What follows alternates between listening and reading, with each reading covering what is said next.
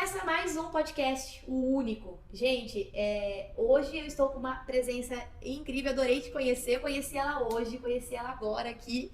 Deus vai nos trazendo, né, Fernanda, pessoas, vai usando pessoas, através de uma pessoa eu conheci a Fernanda. Sim. Deu alguns probleminhas ali, um dia ela não podia, outro dia eu que não podia, mas estamos aqui para falar da bondade de Deus, para falar de como Deus é bom. Estamos à mesa aqui conversando sobre a bondade de Deus, sobre tudo que Deus é, né, Fê? E hoje nós vamos falar sobre isso. Você que ainda não conhece o canal, curta, compartilha, comenta, se inscreva, ative o sininho, vai lá no nosso Instagram. Eu também vou deixar o Instagram da Fê depois, se você quiser conversar com ela. Ela é pastora e ela com certeza vai poder te ajudar. Fê, Salmos 34:8, fala, né? Provem e vejam que o Senhor é bom. E hoje a gente conversou aqui sobre trazer esse assunto, a bondade de Deus. Esse questionamento vem muito, né? Se Deus é bom, por que as coisas acontecem de ruim? E quando você pensa na bondade de Deus, o que vem na sua mente para falar pra gente sobre a bondade de Deus? Bom, quando a gente pensa sobre Deus ser bom, é algo que a gente escuta muito sobre. É algo, inclusive, que pessoas que não vivem a fé cotidianamente dizem, porque realmente faz a nossa alma descansar, né? Tem gente que diz, né, Deus é bom o tempo todo, como quem tenta convencer a alma, apesar das circunstâncias, tem alguém bom zelando por você, olhando por você. Mas realmente é difícil, às vezes, compreender a bondade de Deus num mundo como o nosso, onde coisas ruins acontecem o tempo todo. Então, dizer que Deus é bom, existem vários salmos que dizem, deem graças ao Senhor, porque Ele é bom e a sua misericórdia dura para sempre. E aí o salmista começa a fazer uma lembrança, trabalhar a memória.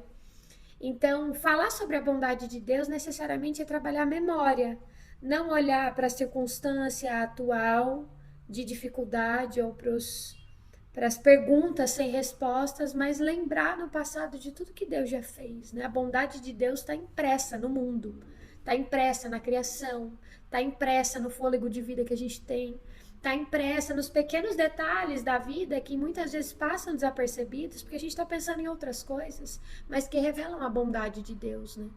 E pensar na maldade, nos dramas da vida, nas dificuldades que a gente enfrenta, eu não acho que é pensar na bondade de Deus distante. Do contrário, a bondade de Deus se manifesta no dia difícil também. Quando eu penso na minha vida pessoal, nos momentos assim que eu pude perceber de forma concreta a bondade e a misericórdia de Deus, eu me lembro dos dias difíceis. Olha que interessante. Eu não me lembro dos dias fáceis. Vou pedir licença para compartilhar uma história. Sim. Eu lembro de quando eu estava no seminário, eu fui estudar teologia, devia ter uns 18, 19 anos, e eu morava dentro da faculdade, era uma faculdade integral. Muito difícil, eu fazia outra faculdade de teologia também simultânea, enfrentando dificuldades lá dentro. E eu lembro de um dia tomar a decisão de ir embora. Questionava muito, poxa, Senhor, eu larguei tudo para vir para cá, para me dedicar ao estudo da palavra, para me preparar para conduzir o teu povo, o teu rebanho, e aí eu enfrento dificuldades, resistências, doenças. Enfim, lembro de arrumar minha mala e de me preparar para ir embora. Mas antes de fazer isso, eu quis sentar de frente para a natureza, como se fosse uma última oração. Eu lembro que eu não falei nada nessa oração, até porque eu não tinha o que dizer. Era um momento, inclusive, que eu estava duvidando da bondade de Deus. E enquanto eu estava sentada, falando com Deus em pensamento, uma luz começou a piscar em cima de uma árvore. A luz do sol. Era dia, sol batendo em cima de todas as árvores, mas em cima de uma o sol piscava. Falei, gente, que coisa estranha. E não parava de piscar, nunca tinha tido uma experiência dessa. Nascida e criada dentro da igreja, aprendi sobre a bondade de Deus desde que me entendo por gente. Eu sei que eu desci até essa árvore, era uma moreira, e ela estava bem no barranco. E ao redor, assim, do tronco, tinham várias pedras, mas no meio das pedras tinham uns brotinhos nascendo, umas florzinhas nascendo. E o vento batia forte naquela árvore, as folhas caindo, mas ao mesmo tempo as amoras estavam começando a nascer, a amadurecer. E naquele momento Deus falou comigo. E Deus disse assim: você é a árvore plantada onde eu quero. Eu dou a direção e você vai. Eu lembro de começar a anotar as coisas que Deus falava comigo e de voltar para o meu quarto e desfazer a mala e continuar. Os desafios não deixaram de existir, mas a presença de Deus me alcançando com a bondade no meio dos desafios me deu condições de seguir sem duvidar. Ainda que as circunstâncias me fizessem questionar por que é assim, por que não é assim, eu tinha a convicção, plena convicção de que Deus estava ali me amparando com a bondade e com a misericórdia, me dirigindo, e tem sido assim até então. E aí todas as vezes, já concluindo a história, todas as vezes que eu me pego enfrentando alguma dificuldade que me faz duvidar da bondade de Deus, da companhia, da presença, por conta do peso das dificuldades, eu me lembro. Eu resgato na memória tudo que Deus já fez lá atrás, na minha vida, na vida de tantos outros. Eu me lembro e essa memória fortalece a minha fé. Ainda que eu não entenda, eu creio que em todo tempo Deus é bom. E aí eu queria puxar esse gancho de que eu até iniciei assim, que é uma coisa que pode ter, tem gente que mesmo no início ainda não entende, mesmo 10, 20, 30 anos na igreja ainda não entende o porquê, se Deus é bom, porque existem tantas tragédias, perdas, enfermidades, e assim, quando a gente vê uma pessoa, Fê, que tá num caminho ao contrário do que a palavra nos diz, a gente às vezes até fala, tenta entender, né? Porque o fulano também, né, a gente acaba pensando como ser humano, tá pedindo por isso também, né? Sim. Tantos lugares que frequenta, onde já se viu estar num lugar como esse, onde já se viu andar com pessoas que vão fazer isso. Então, quando alguma coisa acontece com uma pessoa assim, nós seres humanos, a gente às vezes tem essa mania de achar, mas talvez tá colhendo o que tá plantou. colhendo o que plantou.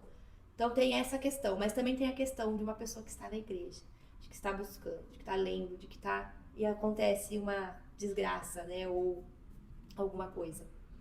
E aí, como que a gente dirige isso daí tudo? Bom, o primeiro grande erro é a gente tentar entender a Deus a partir da nossa mente, né? Das nossas categorias. Nós não somos deuses. E a mente de Deus não é a nossa mente. Então, assim como projetar, vou fazer uma comparação que tem suas limitações, mas assim como projetar o pensamento, a consciência, o discernimento de um adulto, no discernimento de uma criança pequena, parece pra gente assim, fora de proporção, Sim. Não faz o menor sentido. Sim. Não dá para explicar o porquê das ações de uma criança a partir da nossa mente, assim como não dá para explicar o porquê das ações de um adulto a partir da mente da criança. É muito engraçado Sim. isso. Você tem filhos, você sabe. Sim. Tem vezes que eu tomo decisões e que a Bela não entende. Bela é minha filha, tem 5 anos. Mas ela ainda não entende os porquês. Ela não vê o mundo e a vida da mesma forma que eu vejo. Não tô nem colocando numa categoria de certo e errado, de melhor, de pior. Mas é loucura a gente querer projetar as ações de Deus na nossa história e no mundo a partir do que a gente discerne que é bom e que é mal. A Bíblia diz, né? Nosso coração é enganoso, a nossa leitura é enganosa. Tem coisas que a gente julga serem boas, né? E na verdade não são. Outras que a gente julga serem ruins e não são. Eu sei que a Bíblia é clara, né? No direcionamento da nossa vida em muitos quesitos. Por exemplo, existem várias e várias instruções vindas do próprio Deus para nos proteger. Quando a gente pensa, né, nos mandamentos, nas orientações diretivas que vêm de Deus, ou por meio da boca dos profetas, ou o próprio Deus ali, né, se manifestando, a gente precisa entender isso como proteções, né, e não como cerceamento da nossa liberdade. Não é Deus dizendo, eu quero que você faça assim, e se você não fizer, eu vou te punir. É Deus dizendo, não vai por aí, você vai se machucar. É muito parecido com o pai, né? Não faz isso, que se você fizer isso, a chance de dar ruim é grande. Eu não quero que você se machuque. Então, tem coisas que a gente tenta interpretar na vida e atribui a Deus que muitas vezes não foi Deus que fez.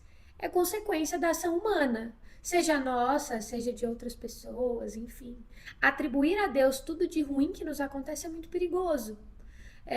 Então, na minha vida pastoral, e meu pai é pastor também, acompanhei ele desde cedo, tem uma família aí cheia de pastores e pastoras. Eu já vi muitas situações de pessoas assim, para as quais você olha e fala, nossa, essa realmente é uma discípula, um discípulo fiel de Jesus. Pessoas a quem muitas tragédias aconteceram. Pessoas que adoeceram, perderam seus filhos de forma precoce, pessoas que perderam, né, autonomia para viver uma vida saudável.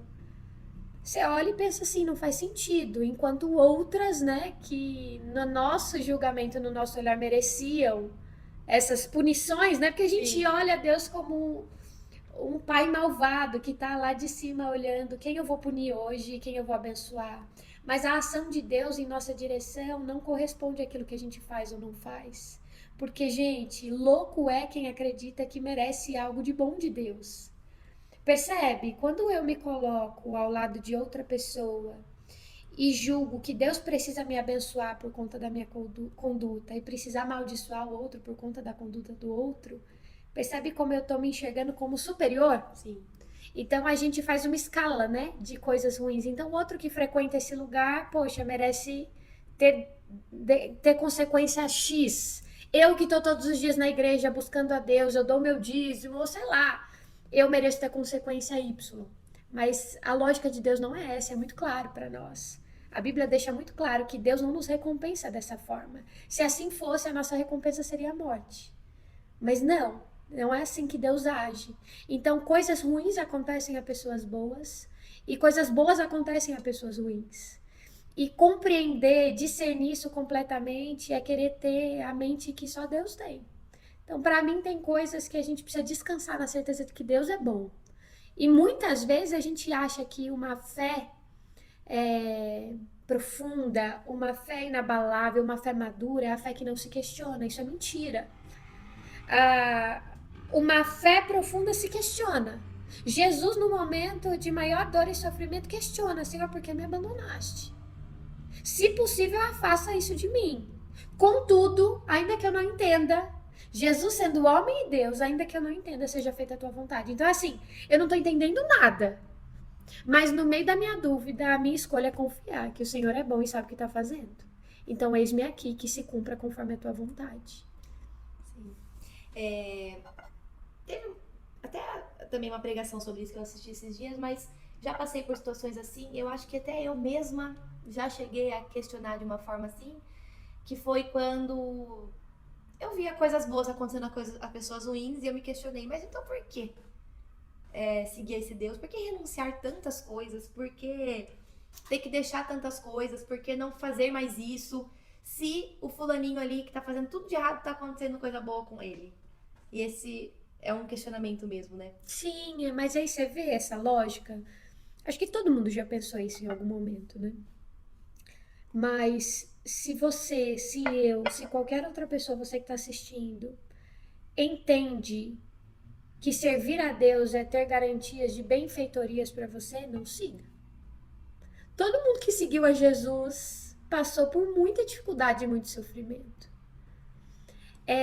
Tem gente que se aproxima da fé porque entende que a fé é como um escudo. Sabe alguém? Ontem eu gravei uma devocional dizendo um pouquinho a respeito disso. Quando a pessoa fala assim, é só ter fé que vai dar tudo certo. Ou tem gente que encara a fé como se fosse uma vantagem competitiva na história. Eu tenho fé em Deus. É a Deus que eu sirvo, então não mexe comigo. Como se fosse assim, eu tô imune à vida. Sim. Mas não é assim que acontece. Ter fé em Deus não é a garantia de que tudo nos vai bem, de que as dificuldades não nos vão alcançar. Ter a fé em Deus e entregar a vida a Jesus, e empenhar a vida no seguimento de Jesus, e abrir mão de viver uma vida onde eu mesmo me governo, onde o dinheiro me governa, o sucesso me governa, para que Deus me governe, para que Deus me dirija, é nada mais e nada menos do que estar conectado com o propósito para o qual a gente foi criado. É isso que traz, ainda que a gente sofra, ainda que haja dificuldades, é isso que traz pra gente o pleno senso de estar onde a gente deveria estar, fazendo o que a gente deveria estar fazendo. Eu gosto de dizer que Deus nos cria com propósitos. Então, quando a gente olha para essa cadeira, ela foi criada com o propósito de servir para alguém sentar. A cadeira que é pendurada na parede é uma cadeira que não tem propósito em si. que não tem razão para existir. Deus nos cria para Ele. Deus nos cria para fazer parte do seu plano, do universo. Deus nos cria e quando o pecado entra no mundo e traz o sofrimento como uma realidade que penetra a vida de todos nós. Então, assim, a Bíblia fala tanto de sofrimento que ela quer nos fazer encarar a realidade da vida. O sofrimento, infelizmente, aqui agora nessa realidade que a gente vive, determina a condição humana. Mas Deus nos chama para fazer parte desse projeto de restauração de todas as coisas. E é fazendo parte desse projeto, sofrendo ou não sofrendo, tendo boas respostas, tendo respostas más, respostas ruins, que a gente se sente pleno. Pelo menos comigo é assim. Não tem nada que traga mais sentido, que traga mais completude para minha vida do que fazer aquilo que Deus me chamou para fazer. E não que Deus chame todo mundo para ser pastor ou pastora, mas eu sei que Deus me separou para isso. Não é simples, não é fácil. Acho que todos os dias a gente pensa, será que eu vou fazer outra coisa? Mas não tem nada que me traga tamanho senso de completude do que tá fazendo aquilo que Deus me chamou para fazer. No domingo, a pregação do meu pastor, ele falou algo sobre isso. 2 coisas que me marcou muito. Eu vou compartilhar, porque às vezes, né, uma pessoa... a primeira, se você está fazendo algo que você só reclama, que tudo é o problema do outro, então você não está fazendo algo embaixo do que Deus gostaria que você fizesse. Porque quando a gente está no propósito de Deus, que nem o podcast pra mim, é algo prazeroso. Eu tenho paz de fazer isso daqui. Sim. Eu faço sozinha, a pessoa vem, eu edito, eu vou atrás do tripé, eu vejo o microfone, eu entro em contato. Então, pra mim, isso é tranquilo, eu não reclamo de fazer isso, porque é algo que Deus colocou pra mim e eu tô aqui fazendo. Às vezes, eu não entendo também o porquê, mas eu estou fazendo. Então, ele trouxe sobre isso um pouco. E também a outra questão se mesmo ele também tava falando algo assim, se mesmo as coisas ruins continuam acontecendo, por que servir a Deus? Aí ele falou um exemplo muito legal. A gente já viu pessoas milionárias que perderam tudo e se matou. Então, a pessoa, sem Deus, ela se perde, né? Então, assim, aquela pessoa, ela perdeu tudo. Mas se ela tivesse Deus, talvez ela se ergueria, ela entenderia que ali tinha um processo, que ali tinha alguma coisa que Deus queria naquilo, mas não que Deus permitia, assim, que Deus estava na coisa ruim dela perder tudo. Deus fez isso na situação. Mas, assim, talvez ela não teria se matado, porque quantas pessoas sai de um casamento e se mata, ou tenta matar o outro, perde a cabeça. A gente viu aquele homem que matou a mulher e os 2 filhos há um ano atrás. Sim. Então, assim, é por isso que eu sirvo a um Deus. Sim. Porque mesmo diante de todas essas situações, circunstâncias, Deus vai estar me sustentando, Deus vai estar me fortalecendo. Então, quando alguém se pergunta, por que servir a um Deus se coisas ruins continuam acontecendo? Porque você não se perde, porque as coisas ruins vão acontecer, infelizmente, coisas ruins vão acontecer.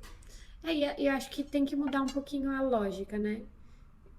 É que a palavra servir assume uma conotação muito negativa, né? Servir não é algo bom, se a gente for olhar assim o significado claro e evidente, né? Ser um servo de alguém é algo que te diminui, né? Mas servir a Deus é um privilégio. Que Deus é esse, né? Que nos convida para fazer parte daquilo que Ele está fazendo e Ele poderia fazer sozinho. Então, de fato, é nessa relação de intimidade com Deus, e ele fala, já não chamo vocês mais de servos, mas de amigos, né? Nessa relação de parceria com Deus e de intimidade com Deus, que a gente se sente pleno de sentido. E aí essa questão que você trouxe, né? De ter tudo, ter nada.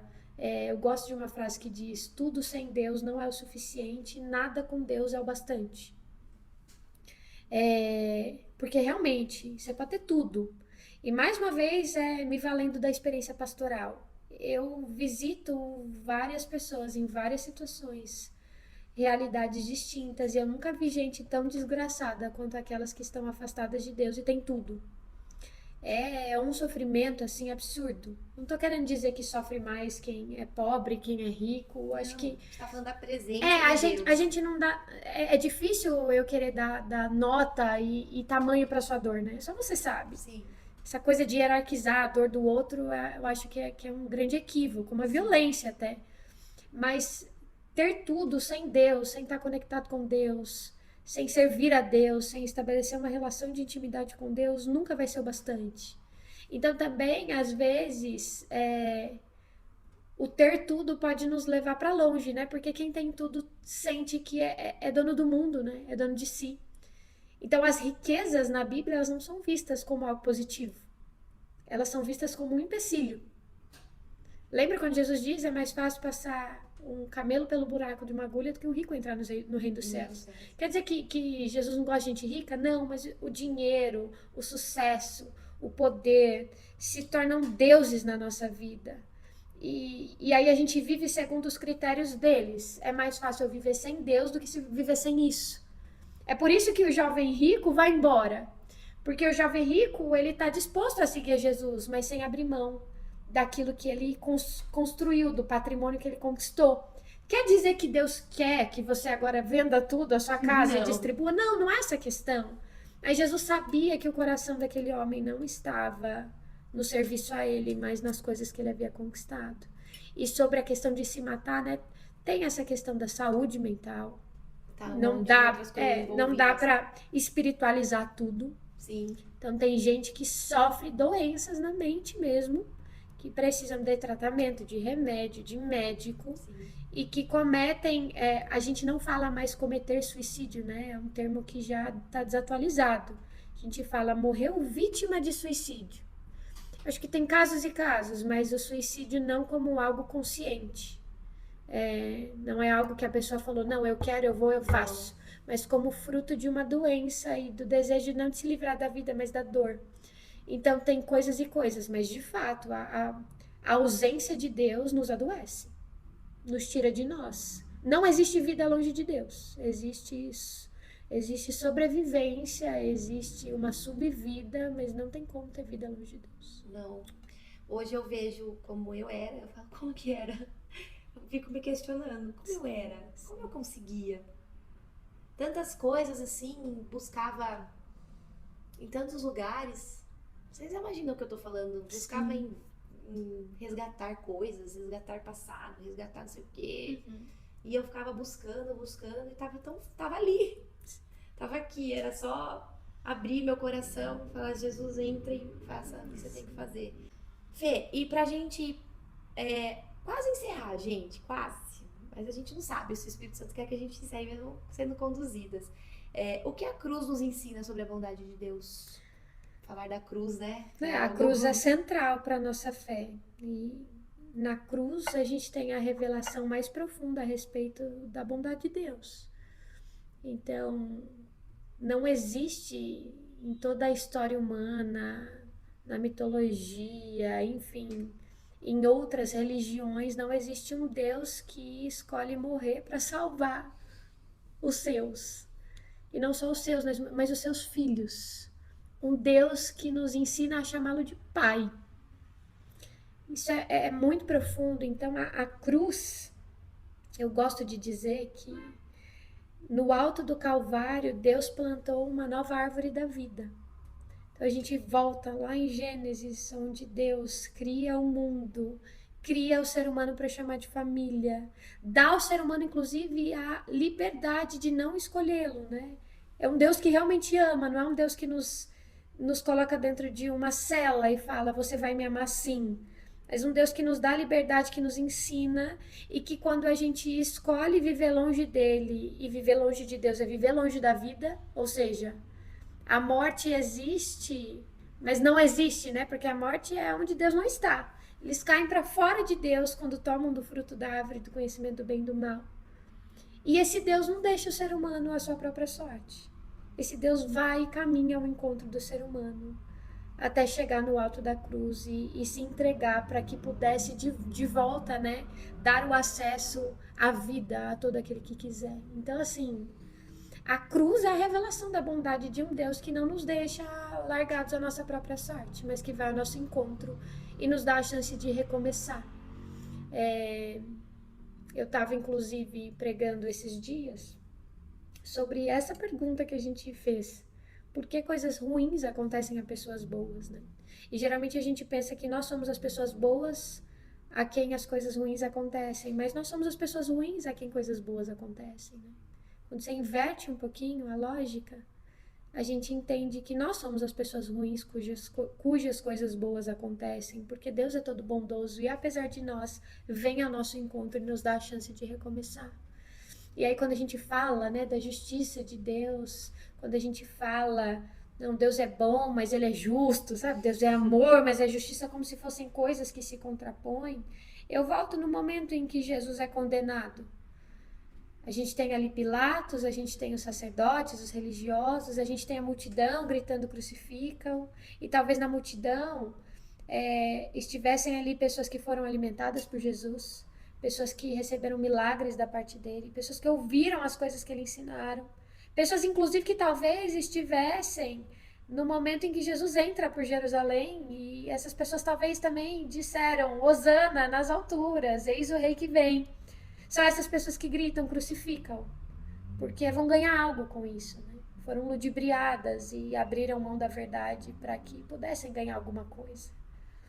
E no momento que Jesus pode se defender e que é colocado ele e colocado ao lado dele o bandido, um assassino que é Barrabás, a multidão escolhe libertar Barrabás e deixar o inocente ir para a cruz. E Jesus não diz nada, né? Jesus vai. Inclusive do alto da cruz, quando Jesus está sendo abusado, açoitado, ferido, violentado, as palavras que saem da boca de Jesus é: Pai, perdoa.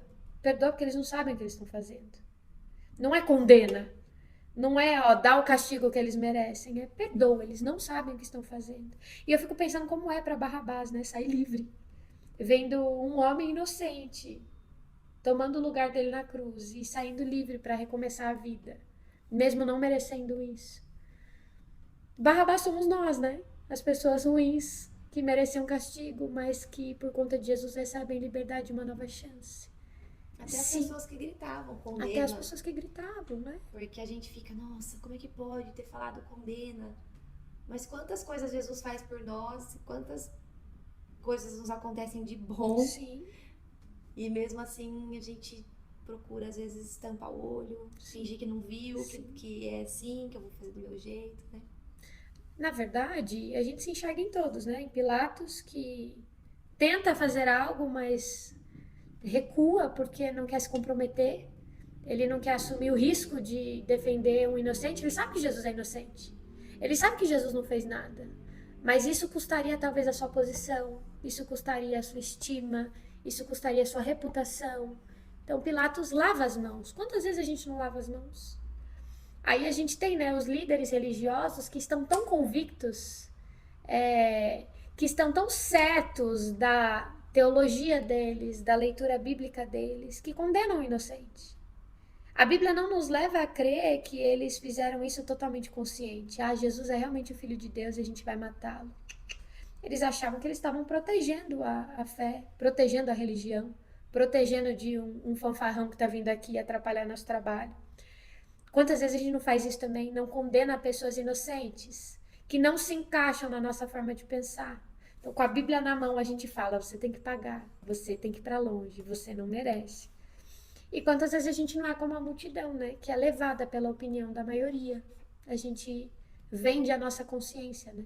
Tá todo mundo falando, vamos fazer coro. Tá todo mundo gritando, a gente grita junto. Quantas vezes a gente não é ingrato, né? Diante do que Deus já fez. E aí, porque não aconteceu da forma como a gente gostaria, então condena, não serve. Então, muitas vezes é assim, né? Quantas coisas Deus já não nos fez. E aí, quando algo não acontece de acordo com as nossas orações, a gente questiona a grandeza de Deus, a bondade de Deus, o poder de Deus. E a gente crucifica de novo. Então somos nós. E aí diante de nós, Jesus diz, Pai, perdoa, eles não sabem o que fizeram. E Deus perdoa. Se isso não é uma expressão da bondade de Deus. E aí eu lembro de uma história, contei na igreja também, de um rapaz que se envolveu em uma briga nos Estados Unidos. E ele acabou matando um cara e foi preso.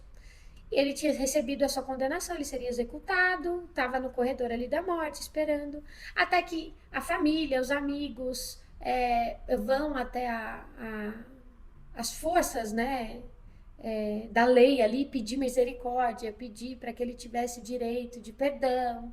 Eu sei que a liderança local aprova Um homem se veste de pastor, coloca a carta de perdão dentro da Bíblia e vai até esse prisioneiro oferecer o perdão.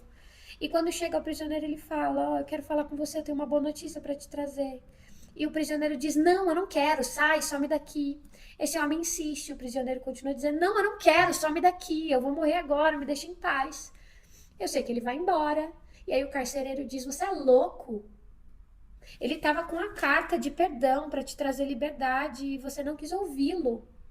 E aí, minutos antes de ser morto, ele pede a palavra e fala: hoje eu não tô morrendo porque eu matei um homem, eu tô morrendo porque eu não quis receber o perdão.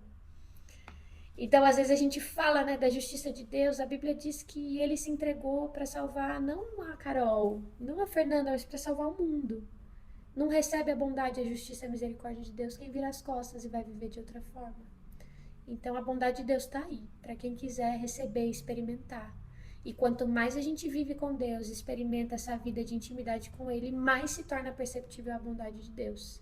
Não que as coisas vão acontecer de forma mágica e tudo nos vai bem a partir daí. Mas ainda no momento de dor, de luta, de sofrimento, a gente reconhece que Deus é bom. E a bondade dele nos guarda, nos livra de uma vida medíocre, de uma vida pequena, de uma vida que nem merecia ser vivida. Amém.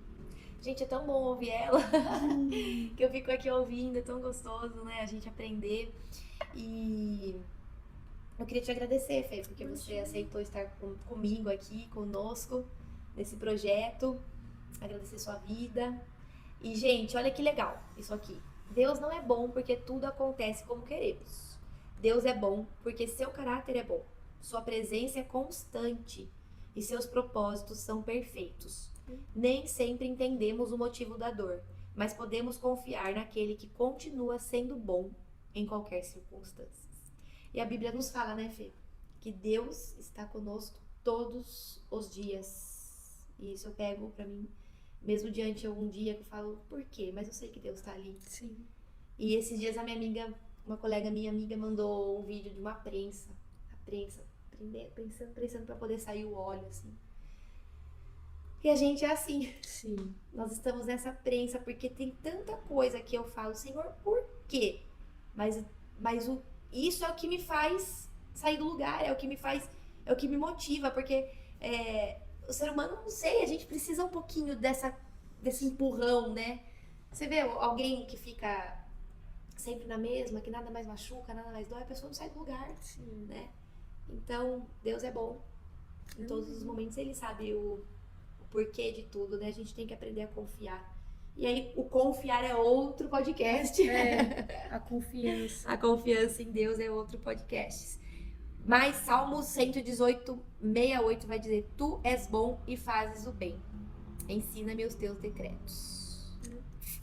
Salmos, eu tô em Salmos agora na minha leitura bíblica. E Salmos vem ensinando muito a gente, assim como toda É uma leitura bem honesta, né? Muito. A gente se vê ali, né? Sim, e não esconde os dramas, os questionamentos, as dúvidas. E ainda assim agradecendo. Exato. Eu tava, já logo nos primeiros salmos, a gente vê muito a palavra refúgio, pelo menos na minha tradução, E refugiar em Deus, né? Tudo tá difícil, é Deus. O Salmo 23 é um clássico, né? Mas é o reconhecimento de, ainda que eu ande no vale da morte, eu não temerei mal algum. O Senhor está comigo, né? Então, a razão pra gente não ter medo não é a certeza de que o sofrimento não nos vai alcançar. A razão pra gente não ter medo é a certeza da companhia presente de um Deus no meio do sofrimento. Né? No meio do sofrimento. Essa é a diferença. E você falou uma coisa muito legal. Se Ele poderia fazer sozinho, porque Ele é um Deus tão poderoso, Ele poderia fazer sozinho, mas Ele tá contando com a gente. Sim. Ele tá esperando a gente pra poder fazer. Exato. E é muito isso. Se a gente para pra pensar, Deus poderia fazer. Vai lá, converse com aquela pessoa. A sua palavra vai mudar a vida dela. Ele poderia mudar a vida dela de outra forma, mas Ele tá contando comigo pra Ele falar. Ontem eu estava num restaurante e tinha uma mocinha. E aquela mocinha ficou... Acho que eu até ia voltar naquele restaurante outro dia. Pra ver se eu acho ela. Que eu acabei fazendo algo que a gente faz, né? E aquela mocinha ficou na minha cabeça. Ela era tão assim, sorridente e tudo, mas... Eu não sei, alguma coisa falava pra mim. Às vezes a gente não tem o que falar, Fê. Sim. Às vezes a gente não tem o que falar, porque realmente a gente não conhece aquela pessoa. Sim. Mas eu só queria falar pra ela assim, ó, Deus te ama, só. Que é o que a gente pode falar pra qualquer um. Uhum. Mas a gente acha que é tão banal chegar pra uma pessoa e falar Deus te ama. Ah, óbvio que Deus me ama, né? Uhum. Mas tem gente que, né, que Tá precisando disso tá naquele precisando momento. disso. E aí eu fiquei com ela, não falei. Mas eu sei onde é o restaurante, ou é perto, assim, eu gosto de ir lá, já fui 2, 3 vezes, já vi ela lá. Uhum. E aí eu falei, Senhor, se for pra ser a próxima oportunidade, ela vai estar lá e eu vou falar. Sim. Porque Deus é bom e Ele te ama, e Ele te escolheu, Ele te fez, né? E quando sim, todos os dias eu tento pensar muito nisso e trazer à memória que Deus me ama, que Ele é bom, que Ele me fez, que Ele me escolheu. Sim. E assim como com todos, né? É isso. Com você também, que tá nos ouvindo. Amém. Fê, muito obrigada pela Eu sua que agradeço. presença. Uma Foi um tempo alegria. precioso. Falar de Deus é um tempo edificante, é um tempo que Sim. transforma. E a gente vem e a gente às vezes não quer parar. Teve algumas coisas que eu já queria te perguntar, já ia pra salvação, vida eterna, mas a gente às vezes tem um tempinho aí pro, né, podcast. Outros assuntos para outras outros assuntos, conversas. para outros momentos. Muito obrigada por você estar conosco. Já compartilha para quem precisa ouvir da bondade de Deus. E se foi você, comenta, curta aí. E eu vou deixar também o Instagram da Fê. Quiser pedir uma oração, pode pedir. Não quiser pedir aí para todo mundo ver, chame a gente. Estaremos orando por você. Amém. Até mais. Deixa